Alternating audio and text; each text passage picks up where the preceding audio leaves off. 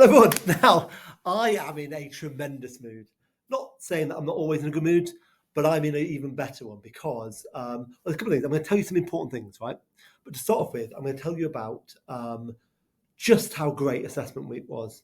Like, now I know, and we will do a review of Assessment Week in terms of we've done our own review, but we will actually ask your opinion of it and to an extent, people's opinions.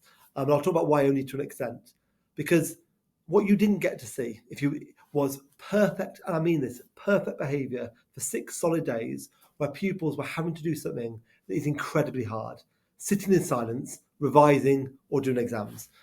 And the proof in the pudding has been how good the assessments have been and how well the pupils are doing and how proud they are that they did well. It's been incredible, like a game changer. But a couple of things. Well, first of all, you'll have got a letter that's basically going to say you can get all the results really clear. And the thing we really want is for you to have your results, but also to know what the class average is, so you know kind of where your child fits in the whole scheme of things. So we're going to be putting all this more detail in. So you'll get that in the next week or so because we're just collating all the data. But the kind of second most important thing is we will review it because there's always question marks. There's things you want to make better, and we really value your opinion of it. And I'm not saying we don't value people's opinions of it, because we do. But there's certain things in life that we know are good for you that aren't particularly fun sometimes. And this is one of those things. So we're going to add certain things next year, which I think will be great additions. For example, we're going to pay for it, I think, to have like really great clubs at the end of the day. So you have this kind of time what you're working, then at 2:45, like brilliant clubs that are different to what we normally do. They might be quite expensive, but I like the idea of like you work really hard, then you get to do something fun. So we're going to try and do that for next year. But the great thing is next year is definitely happening. And we'll only do it once a year, and we'll do it at Christmas because it's pure gold.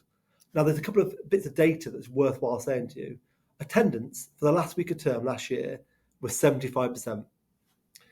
That is ridiculously low. But it's the same in all schools. I've looked across schools across Wales. Their last week of attendance is always appalling because people go off on holidays.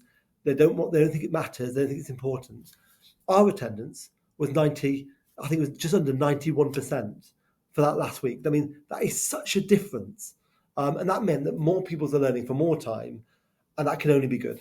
But those additions, we will speak to you and ask you what you think could be changed, what could be made better. And we'll try and accommodate the things that I think will make the biggest difference. But we're always reviewing what we're doing. That's the first thing.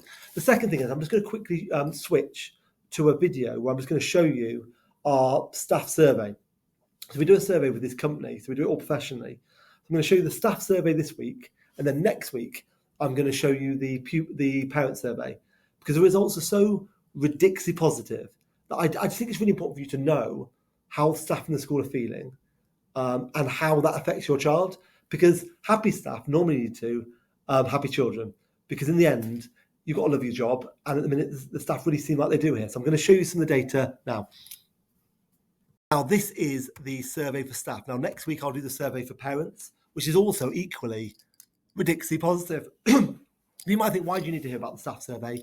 Because for me, I would like to know how the staff are feeling in the school and whether they think there's things that need to improve. So this is what we got for our results. Now, I'm going to go to like a few key bits. This is where staff are saying what they think of the school. Now, it's compared against 70 other schools. So if you get a number that's above 70%, that's considered excellent. It's some sort of weighted score. I don't really understand how it works, but above 70% means your school's good. And our school, for overall rating the performance of the school, 93.1% of the staff is a really high number. Because basically, if you look underneath, the rate in the performance of the school, 98% rated it good or very good. And that gives you some weighted score of 93%. Now, that is up from last year. So what the staff are saying is, we think the school is even better than it was last year. And last year, it was already really good. 100% would recommend the school to other parents. Now, that is nice. Now, this is the bit I really want you to see. And I'll only go 1 minute on this, so please stay with me. This is what a Kirkland Rouse survey should look like. There should be a couple of golds at the top, a load of greens, a load of things that are okay, and then loads of reds where are things you need to try and improve. And this is what our one looks like. So what you can see by that is like a ridiculously high numbers. First of all, staff morale, 102.5%. That's not even possible. Like when I showed this to the staff, they thought, you've lied to us, you've made this up. But I haven't. Like 102.5% basically means that it goes above their chart because they don't have any other schools that are this positive. It's 10% up from last year. And I think at a time when, I mean, you've heard it in the news that when schools are tough, people say behaviour is getting worse. For our staff to be as happy as they are, it means a lot. I'm really pleased about it. I'm thinking, what are the things that make them happy? And if you look on that list, there's things that are key in schools. Well, first of all, professional development. 13 members of our staff are doing their masters. I'm doing my doctorate, all paid for by the school. My deputy head's doing her masters in autism. My PA is doing a qualification in business managing. LSAs are becoming HLTAs. Everyone in the school is getting to progress and feel like they're reaching their kind of, well, according to businesses, it's their self-actualization, the moment when they feel like they're becoming who they want to be. So that's really important. But as important, I think, is you can never be happy in school unless people's attitudes to learning is right. It's really hard to be in a school where pupils are not behaving well. And in our school, 87.9% of people's attitude to learning, people's respect for staff and others, 86.2. Now, whilst it says, by the way, -2 from last year, that means nothing, by the way. Statistically, it's only green if it's a big change. It actually means nothing. What it basically shows is that our staff realise just how great behaviour is, and then it makes it a nice place to be. School ethos, everything above 70% is outstanding, and look at those ones when they say school ethos is outstanding.